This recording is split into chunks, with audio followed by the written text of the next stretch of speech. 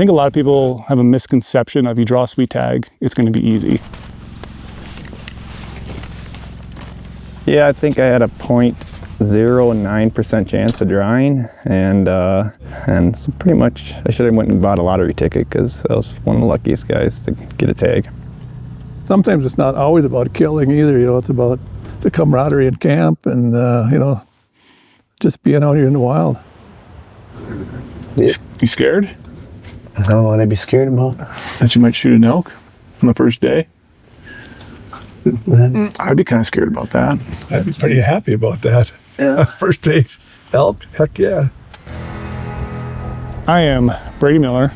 I originate from Minnesota, born and raised there. Moved to Montana when I was 18, left the family, and then 11 years ago moved to Nevada. So I've now been away from my family for more than I was ever with my family, if that makes sense. My name is Bryce Miller from Buffalo, Minnesota, and we're hunting elk out in Nevada. Steve Miller, Buffalo, Minnesota is where I live, long ways away from home down here in Nevada. Yeah, I'm missing my son, my youngest son. He's been hunting with us quite a few years, but to come all the way down here and to be away from his work was a little bit tougher. And you know, you can only draw this tag, you know, every 25 years after you draw it. Now he'll never draw it, probably in his lifetime, we don't think. He got super lucky. I think he had 4 or 5 points to draw it. Really coveted tag. I've actually hunted here before, which is crazy to say. I don't know what the odds are of me drawing the same tag or the same unit, my brother drawing it. He could have max points and still have less than 3% draw odds to get this tag. So like going into this hunt, we want a big bull. We really want a giant bull that he can look back on and like, this is his chance to get the biggest bull of his life. And then also be able to do it with dad here. You know, Bryce had an elk tag 4 or 5 years ago in another coveted area, so he's really lucky at drawing tags. And we got a good bull. This is a chance to have a phenomenal bull. It looks like there's actually 3 bulls.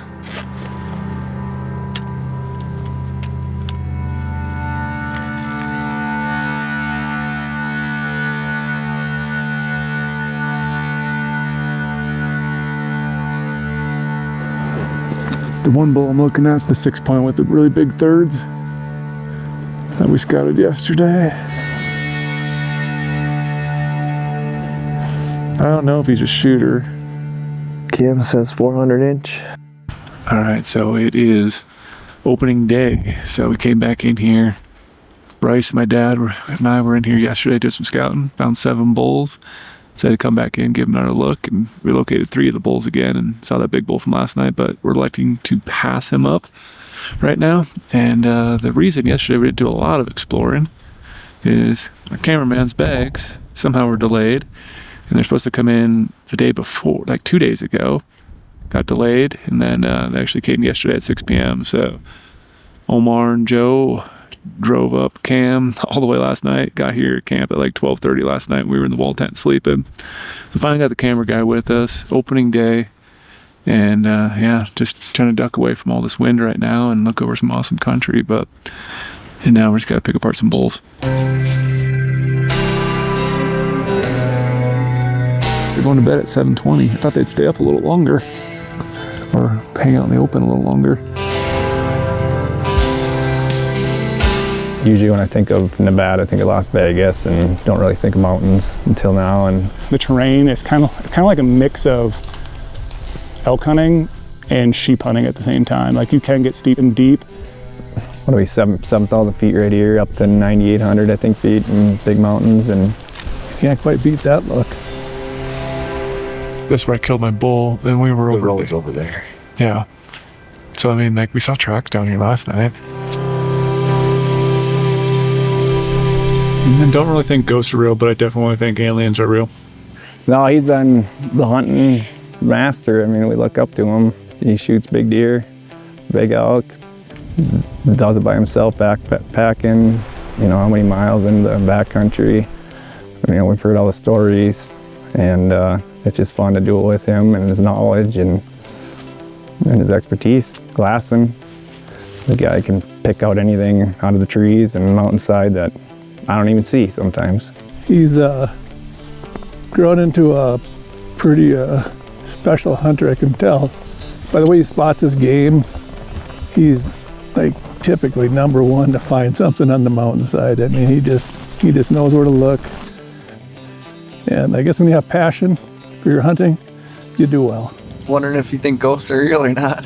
Bryce, he never quits. He'll get up. He's been the first one up every morning, getting things ready, and then we're crawling out of the stack a couple minutes later. But he's always number one out. He'll go to the end. He'll go from sun up to sundown. He's got a plan. Like detail-oriented, very passionate about what he's doing at the time, and he's very serious always. He always. The thing I think that's the worst for Bryce is he always has to be like married to his phone when we're out hunting. And so I think a lot of times he's not fully having as much fun probably as he can because he's such a business means everything to him because he wants to be able to make money so he can enjoy it and give stuff to his family. But like he is very serious when he's out hunting. He definitely knows what he wants and knows what he doesn't want when he's on a hunt. Like he'll eat a lot of tags. And I think that's fun a lot of times because he knows what he wants to chase after. And so he's definitely laser focused on, I'm only shooting an animal I'm really happy about. I think that carries over to all other things in life too. He's very serious about, hunting, very serious about having fun, very serious about work. He's just he's a serious individual, put it that way. Chilling, killing, knocking bulls down, I hope. What do you got there, Scuba Steve? As a parent, I think you keep them busy. You keep them busy and occupied. They stay out of drugs, whatever, just the bad stuff that goes on in the world. They stay more occupied in challenging themselves for, just to hunt, to go out in the wild and prove themselves as a young lad and make it work. And it's, they're in their 30s, still hunting, and they got a lot of hunting years left. And I think they'll enjoy the rest of their time out in the wild land. They got 2 bulls spotted.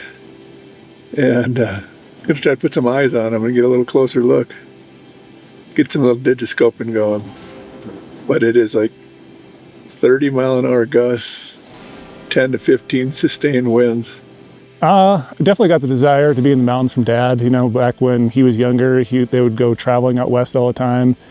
I'm here because I'd say my dad got me into hunting when I was young. My brother moved out west hunting. I think my dad did it before him, but he kind of got more involved and kind of started showing me the ropes. He used to do rock climbing back in the day, like crazy rock climbing out west. And then obviously hunting out west too, and to see him come back home with all the stories about west, big country, just tons of public land. You can kind of explore all over the place and just like chase your dreams, chase adventures. I always thought that was really cool. Oh, it's just great to have him. He's getting up there in age. What is he, 65 now? And it's just fun to be out enjoying the outdoors with him and him still being able to do it. Problem is, we're not seeing him here, or we're going to see him anywhere else. Kind of comes full circle. Like he would obviously take us hunting, and now I think we take him hunting. We take him to a cool place like we're at right now, or we always used to do our family, Thanksgiving deer hunt, where when I used to live in Montana, we'd just like, hey, why don't you guys start coming hunting with me? So I would basically take Dad out hunting. So it's kind of like giving back in a way, showing him cool stuff that he used to show us cool stuff back in the day. So it's like just a family tradition. That's what it's always been. Hopefully I can do that with my kids too when I'm that age. You see Dad just grabbed 1 bush light. How many pieces did you grab for them? 4. I got 4. 2 for you and 2 for me.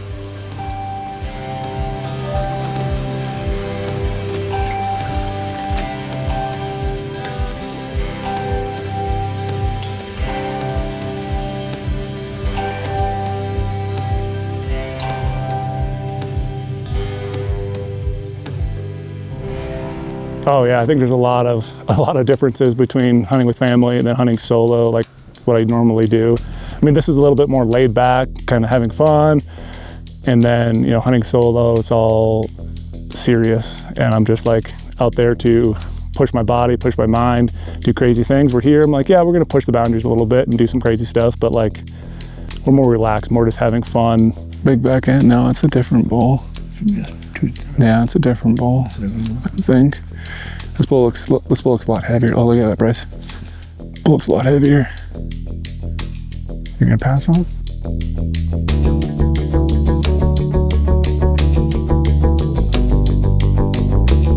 I think the tactic is find where we think the bulls are at and glass, and just keep glassing and try to dig them up. They're obviously a lot of them in the trees this time of year.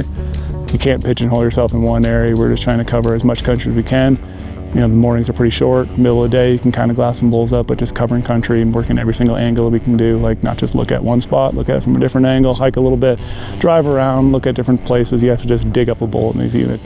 I think we've traveled 70 miles a day sometimes from one end to the other, just searching for elk, high and low. You can't just expect to sit in one spot and glass 3 miles and there's gonna be a big bull somewhere. You have to cover country and dig them out of these little nasty pockets. So we don't find animals to take photos of sunsets, I guess, and then the internet world will make fun of you. But you gotta enjoy nature when you're out here. I mean, we do have a big buck down there, but we're not hunting bucks. And I think they're all kind of hunkered down, and so we're trying to wait them out, see if they make the wrong decision, step out in the open, and we pick apart and see if it's a big enough bull to shoot. We're not doing a lot of hiking. It's just because of the time of year. Like, sure, I love to hike. I love to camp in nasty weather, but there's time and place for it. And it's just this unit with the amount of roads and the terrain and the seasonality. By the time you hike a good distance, you could probably have looped around with a side-by-side and glass from different angles. Eventually, we're gonna cover the whole entire unit and we're gonna find the bull. He'll hunt this thing right to the end, and we'll go for 2 weeks if we have to. I mean, we set a goal for 350 plus inches. I mean, we're in a pretty good unit here. So it's not a layup by any means. It's just means you're gonna have a really good hunt. And I think we've had a phenomenal hunt so far. Seen a lot of elk. It's fun to see the elk. I mean, you can go to other mountains in other states, and you might luckily see a couple of bull elk. We've seen multiple 6 points every day. Coming into it, I thought it would be a little bit easier to find a big bull based on what I had seen the last time I was in this unit. But just things change from year to year, and it's a different season too than what I hunted. But we want him to get a big bull that he can look back on, like basically say he has the biggest elk in the family. That's kind of the goal right now, is to make sure Bryce takes the biggest elk that he can say he's taking a bigger bull than any of our brothers or my dad. So still got some time. Well, we hiked, I don't know, a mile and a half over here in the dark up on top of this big ridge. The bulls that we saw last night, they're about, I don't know, 2,000 yards away, and so far this morning we've only seen 2 spots. Got about ½ inch of snow last night. Bryce is itching to try to dig up a giant out of the timber down below. And yeah, picture perfect morning, kind of calm. But for whatever reason, we're not seeing a lot of bulls. I don't know if they're just wait to rise because of the snow last night, but kind of seems strange. We're not finding more elk right now. Just a 2 so far, but still early in the morning. Now what do I do? It was windy all day yesterday until the afternoon. We saw a metric ton of elk in the afternoon. And then it was calm last night, just a little snow. And they fed all night. And now they're exhausted. And they just want to sleep. Or we stay over here and go on those other roads. Which other roads? That like high roads, and see where they go and look over some other spots. Vote for whatever Brady wants us to do. He's the man in charge. I vote for whatever Bryce wants to do.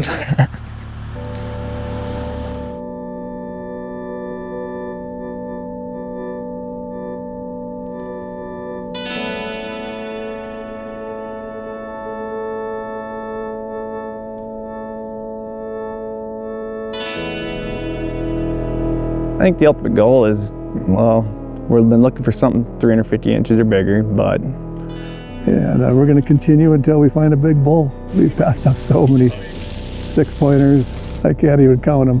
40, 50 bull elk, over 100 cow elk, I'd say, and seen from little spike elks to 6x6s, 6x7s, passed on them. I don't know, we've probably seen 320 inch to 330 inch elk, and just trying to dig up something over 350. Anyone back in Minnesota, where my family's from, would think we are absolutely crazy for passing on. 6 bulls right here.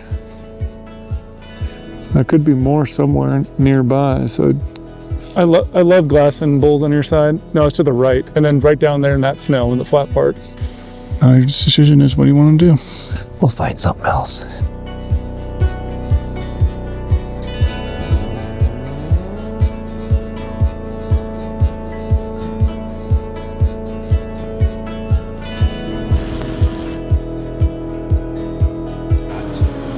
You want to find that little guy, or do they call it an innie?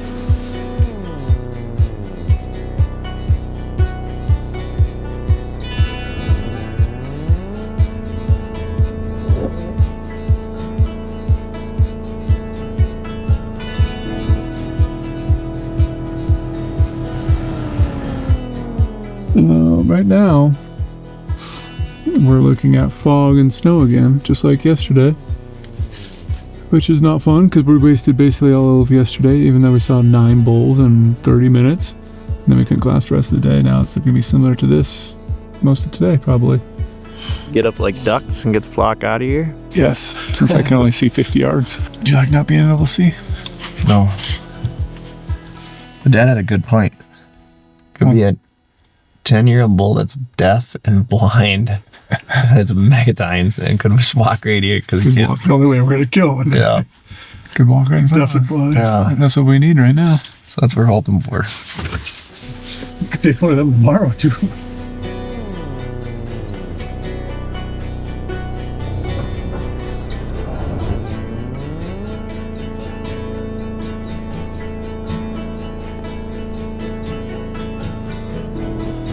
We are sunset hunting because there's no elk to be found. I'd like an elk in the sunset.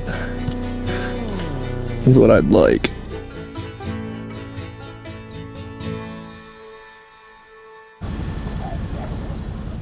Oh my gosh. If you want to talk about temperature and cold, come to this place. This place is, you got it all. And it's been really cold. Luckily, you know, this type of year, the unit we have, there is a lot of roads. You can kind of drive around and side by side to stay warm. But once you get out, ooh, you better throw all your layers on. But it's been cold. He thinks he's gonna find a bull, but I'll find it first. I've already found like 3 or 4 bulls. And like really nasty terrain, and we've had a lot of snow. We lost a full day and a half of weather because of snow and fog. So this type of time frame, late season, you know, you're just dealing with all sorts of crazy conditions. Like right now it's sunny and gorgeous out, but the elk aren't moving when it's sunny and gorgeous out. So like even though it's sunny right now, you wish it would be kind of nasty, but you don't want it to be too nasty. It's like that razor edge of you want snow, you want clouds, but not too much that you can't glass, because that's going to make the elk move around. They're not running right now. You've got to find these big bulls up in these nasty little canyons, kind of these little hidden pockets where they want to be by themselves, and it just makes it challenging when you don't have the optimum conditions, but you got to work with what you got. Fun little road we're on.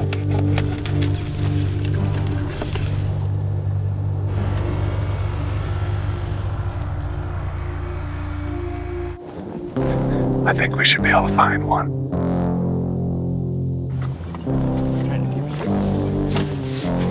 If you can, Bryce, grab some digiscope. Best 4 shots you'll ever get. We're right there with the mountain in the background. Getting the truck ready to roll because I feel like it's best to split up right now. So I'm gonna go one direction. Bryce is gonna go a different direction. I feel like we need to start getting eyes on new country because all of our almost box just has young 330 and under type bulls. So I'm gonna run around, check out some country, glass some really long distance, and find some bulls. Collect data. Find bulls. Be back at dark. Don't be scared. You scared? Little. I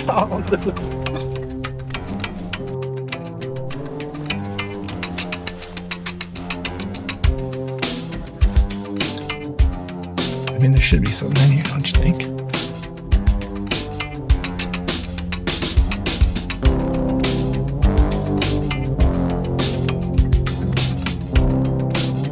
Follow their tracks.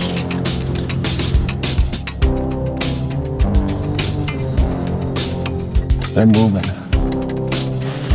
Well, we've seen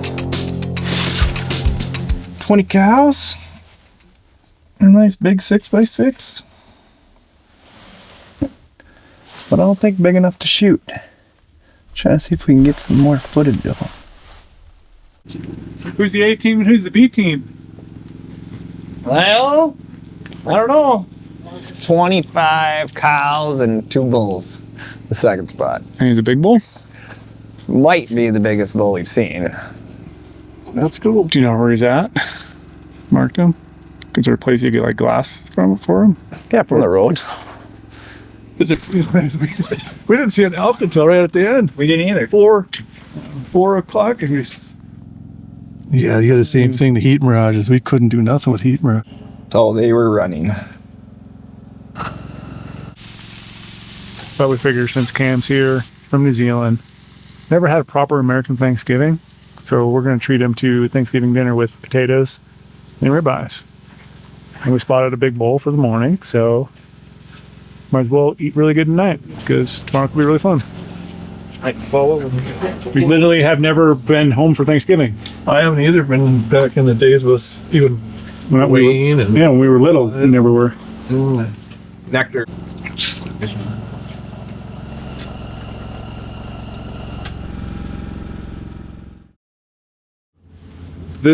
Today is also the last day that we have a camera guy. So it's also essential that we try to find a big giant bull today and get it done, so I don't have to go to iPhone footage for the rest of the film. So let's get after it.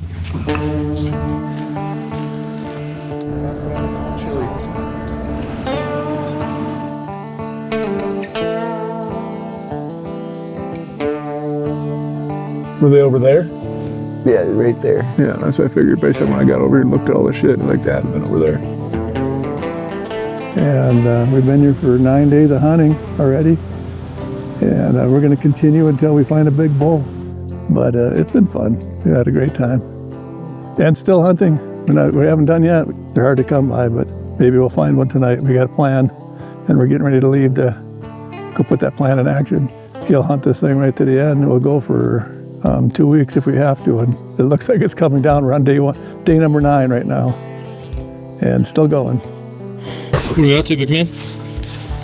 We're going to divide and conquer tonight, and hopefully the bull will come out. So I think the cows will still come out. And then that bull has just been hanging out with those cows, so he'll probably feel comfortable. And I think the cows are still in the same area, so something to do, something different. A little ambush glass setup, but should work out.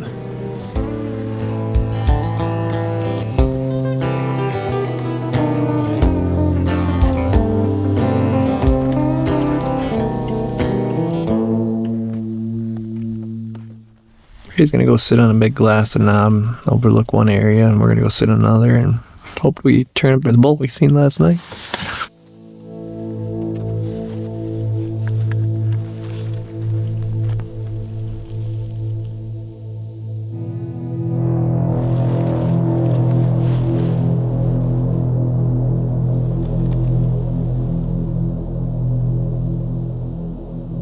The whole goal of the hunt was to be able to have a cool film that we can watch back together as a family later on and enjoy it. So it was awesome having Cam there. Unfortunately, he had to leave and we had to do things, our own way the rest of the time, like try self-filming. But at the end of the day, we were just average guys hunting with family, trying to have fun together.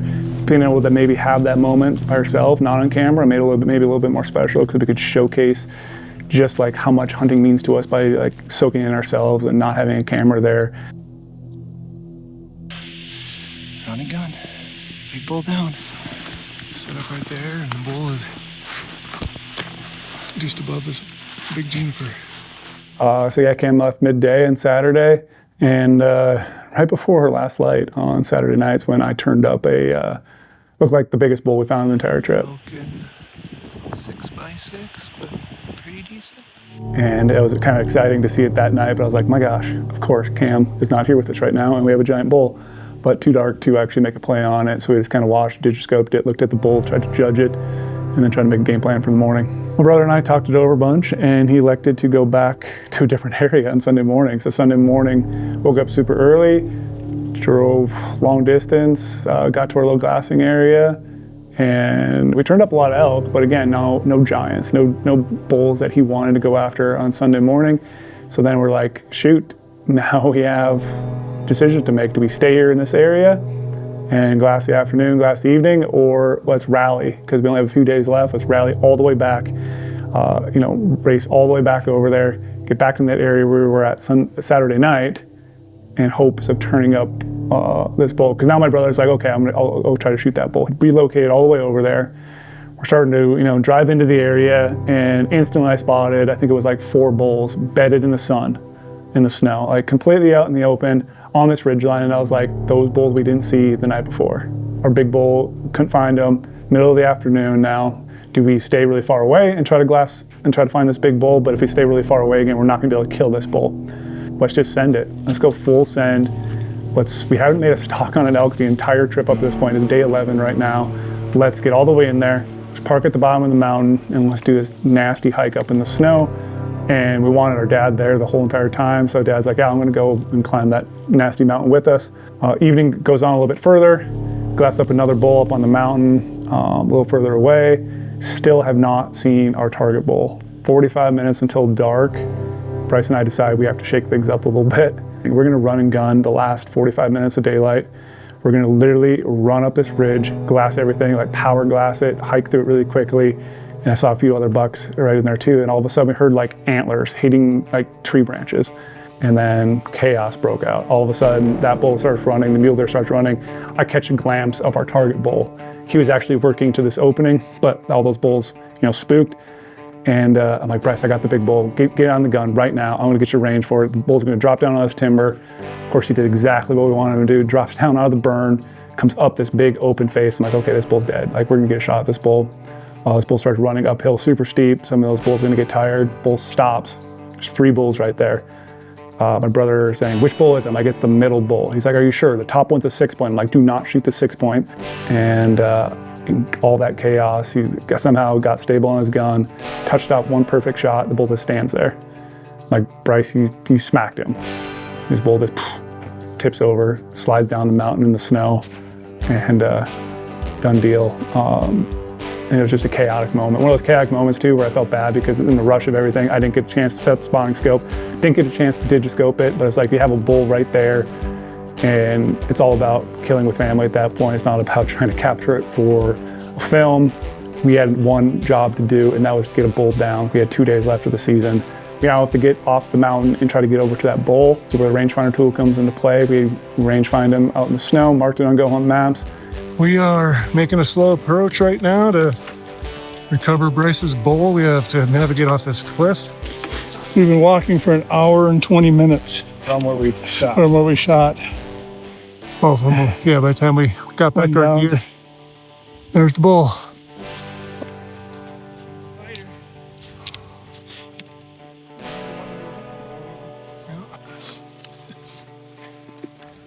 Yeah, I think one of the coolest memories of that trip is literally like my dad sitting there, me sitting down there resting, my brother sitting down there, and we're just like looking at the bull, just like soaking it in right there. Just my dad kept saying like, you just killed a giant. Like, we worked so hard, 11 days, and this is the outcome. Got to do it together, got to do it as a family, got to share that memory. Unfortunately, my youngest brother couldn't join us, but it's like we all love hunting together. We all like sharing, moments together hunting. We grew up hunting together. It's a family tradition to us. Me and my brother would go back in and we'd pack out the rest of the meat, and my dad would stay back at camp and start packing up camp, getting the wall tent ready. It took us quite a while to go and pack the meat out. Hindquarter, hide. Bryce pack hindquarter rack, as you can see. Here we go, 1.5 mile hike back. It's gonna suck. We should have divvied up the meat better, but we carried the front quarters out last night. All our gear, so load it up.